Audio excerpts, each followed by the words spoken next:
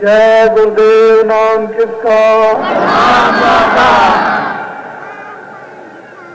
जय गुरुदेव नाम किसका? जय गुरुदेव नाम किसका?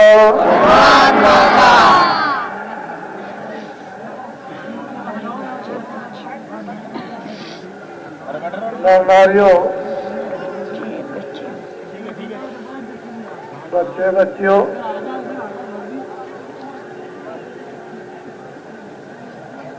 हिंदू मुसलमान ईसाइयों,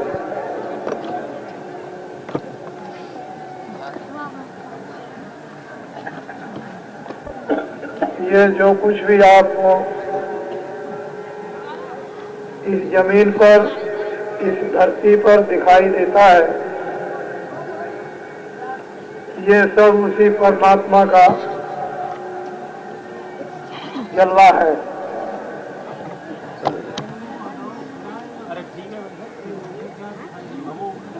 भगवान ने जिस विधि और तरकीब से ये रचना की है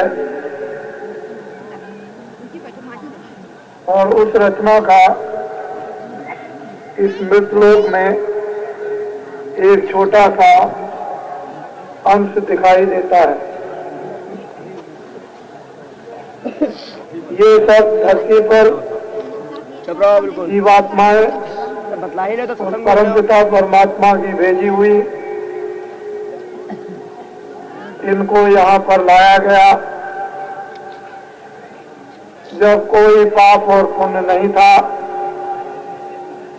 तो सब योगी थे, सब विज्ञानी थे, सब कृतार्थ रूप थे, सबको बोध था, सबको दर्शन होते थे और सब आनंदित थे और सब परम कल्याणकारी। जब शरीर छूटा तो जीवात्माएं जहाँ पे आई उसी परम स्थान पर उस परम पिता, उस प्रभु के पास पहुंच जाती थी। पीछे ये देखा गया कि ये खेल तो सब खत्म हो जाएगा अगर यही रास्ता जारी रहा, तो फौरन यहाँ पर विशेष शक्तियां भेजी गई। उन शक्तियों ने 4 वेदों की रचना की, जिनमें 80,000 उपासना कांड, जिनमें 80,000 कर्म कांड और 16,000 उपासना कांड और 4,000 ज्ञान कांड। और उन ऋषियों मुनियों ने जिनको भेजा, उन्होंने उस विधान का इस भारत में मनुष्यों में प्रचार किया। जो जो इन कामों को करेगा उसको कर्मों के बंधन में आना पड़ेगा। उसने 4 खाने 84 लक्ष योनियां बनाई, अर्थात नर्क बनाए, और 5 पुण्य का एक विधान बनाकर आपको सुना दिया। संपूर्ण आजादी उसने आपको दे दी। आंख की, कान की, वाणी की, मन की, बुद्धि की, ये हाथ और पैरों की मानवता सब आपको स्वाधीन अधिकार दे दिया और ये सुना दिया कि जो जो इन औजारों पे काम करेगा उसको सजा मिलेगी। सजाएं उन्होंने सुना दी। हम लोग सबके साथ अच्छे बुरे कामों को पहले तो समझते थे, करने में हिचकते थे, डरते थे, संकोच होता था, मान हानि का भय था, माता पिता बड़ों की शर्म थी। लेकिन धीरे धीरे जब आप उन बुरे कर्मों में फंस गए तो डर भय, लोक लज्जा, माता पिता बड़ों की शर्म सब खत्म हो गए। किए हुए कर्मों का भोग तो आपको ये निश्चित ही भोगना पड़ेगा। कर्म करते करते, पाप करते करते, हत्या करते करते, झूठ बोलते बोलते, धोखा देते देते, बेईमानी करते करते और जुल्म करते करते जब पापों का घड़ा भर जाता है तो कोई उस परमपिता परमात्मा के निर्देश से शक्ति भारत में आती है। उसको राम कहो, कृष्ण कहो, ईसा कहो, मोहम्मद कहो, या जिन शब्दों में आप समयानुकूल ऋषि मुनि सिद्ध जो कुछ भी आए आप चाहे कहें। और फिर वो बड़ा हुआ पापों का घड़ा फूटता है, विद्रोह होता है, विक्रांति होती है, हाहाकार मचता है, भूख से मरते हैं, अकाल पड़ता है, अकाल मृत्यु होती है, अनेक विविध भांत की घटनाएं होती हैं। ये हमारी धर्म पुस्तकें हमको याद करा रही थी, लेकिन अब हम लोगों ने उन धर्म पुस्तकों को त्याग दिया। पढ़ना लिखना सोचना समझना भुला दिया। जो लिखा है उसको हम कभी नहीं करते, उस पर हम कभी नहीं चलते, न हम खुद अमल करते हैं न दूसरों को कराते। इससे ये मालूम होता है कि न गीता मानते हो, न रामायण, न वेद मानते हो, न सात, न मंदिर मानते हो, न गंगा, न काबा मानते हो, न कुरान, न आप वजू करते हो, न पूजा। ऐसा मालूम होता है कि ये सब कुछ एक बनावटी और दिखावटी रस्म और रवाज तौर तरीका आपने बना रखा, और दिन आप इस तरफ के खराब लाकर खड़े कर दिए हैं कि चारों तरफ कुछ भी दिखाई नहीं देता। मैंने उस दिन एक संक्षेप में सूरदास की बात आपको याद दिलाई, जो यहाँ ब्रज में उन्होंने निवास किया था और कुछ ज्ञान पाया। बहुत दिन पहले आगे का आपको समाचार देते हैं कि अरे मन धीरज क्यों न धरे। संवत 2000 के ऊपर ऐसा जो पड़े, पूर्व पश्चिम उत्तर दक्षिण 34 काल पड़े। अरे मन धीरज क्यों न धरे। कब सूरदास हुए, सबकी बात प्रमाण देकर के आपके सामने रखते हैं। संवत 2000 के ऊपर, 3000 के ऊपर नहीं, 2000 के ऊपर ऐसा जो पड़े, पूर्व पश्चिम उत्तर दक्षिण 34 काल पड़े। अकाल मृत्यु होगी जब नहीं, प्रजा बहुत मरे। मुझे इससे कोई मतलब नहीं, मुझे तो महापुरुषों की सिद्ध और सत्य वाणी से मतलब है कि उन्होंने क्या कहा वो सत्य है या नहीं। सहज बरस उन सज्जुग आवे,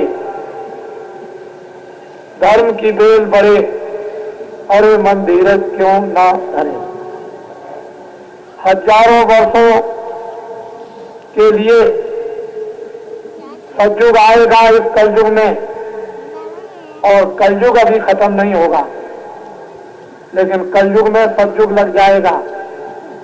सोवरण फल पृथ्वी फूले, सुख की दशा फिरे, अरे मन धीरज क्यों न धरे। काल जाल से कोई बचेगा जो गुरु का ध्यान धरे। सूरदास यह हर की लीला तारो नाई करे।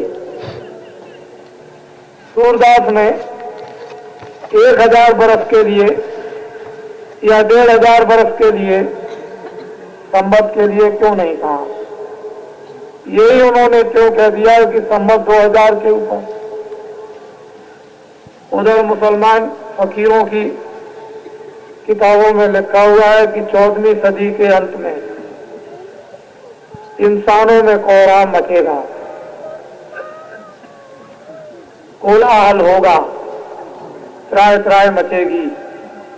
उसी समय पर खुदा का पैगाम लेकर एक फकीर जमीन पर उतरेगा, सारे इंसान जाति को खुदा का पैगाम सुनाएगा।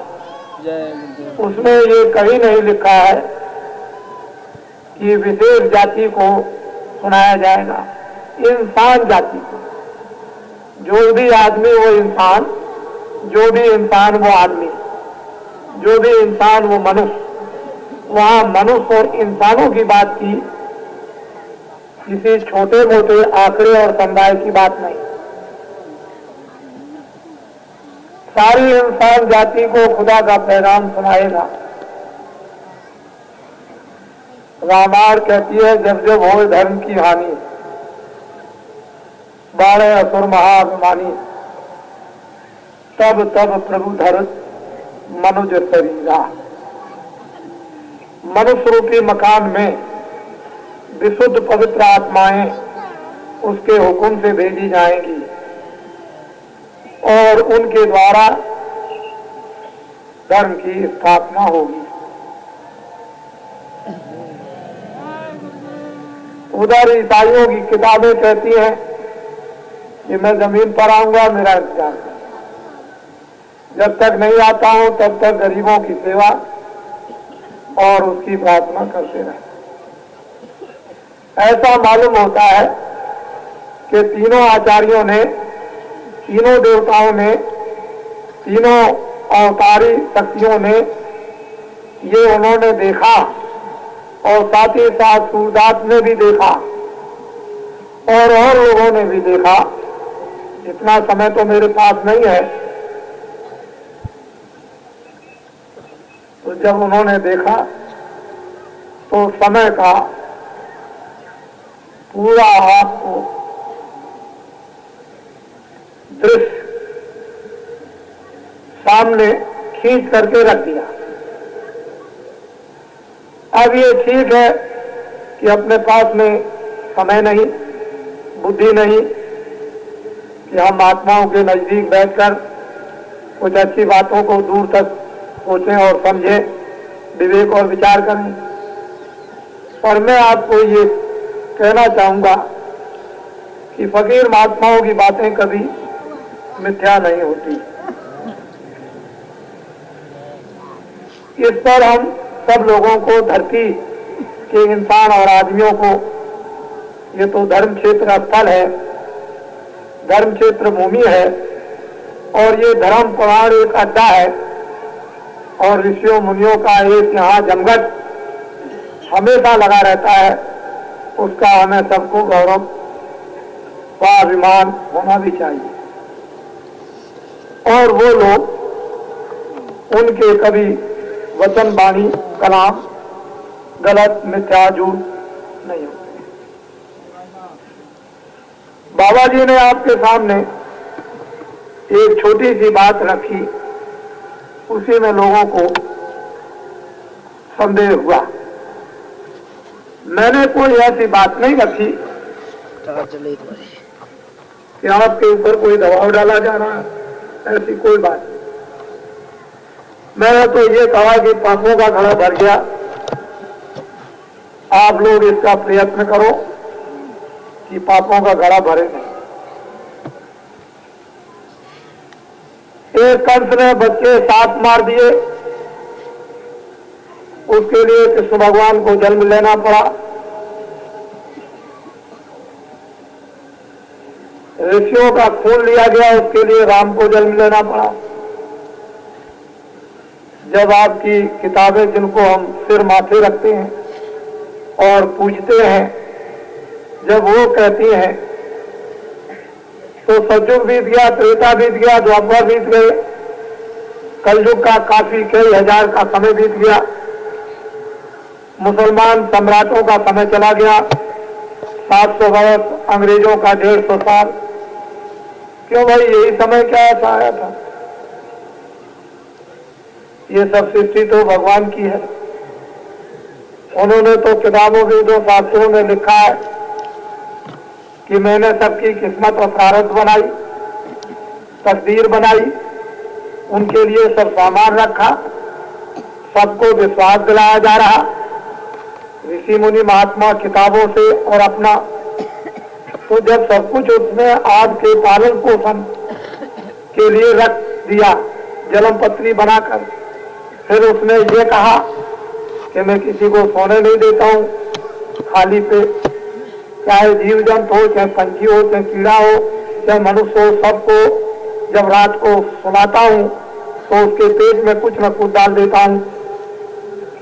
जहां भारत का धर्म, भारत का ज्ञान, भारत का विश्वास ये आपको बात याद दिलाता हो तो क्यों भाई ऐसी बात क्या आ गई, जरूरत पड़ गई कि देश में आबादी ज्यादा बढ़ गई, अब अन्न नहीं है, अब चीनी नहीं है, अब चावल नहीं है, अब गुड़ नहीं है, और अब ये नहीं है, अब ज्वार मक्का बाजरा नहीं है।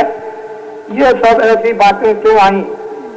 इससे मालूम होता है कि धरती को आपने नाराज किया, हवा को नाराज किया, आपने पानी को नाराज किया, अग्नि को नाराज किया, आपने आकाश को नाराज कर दिया।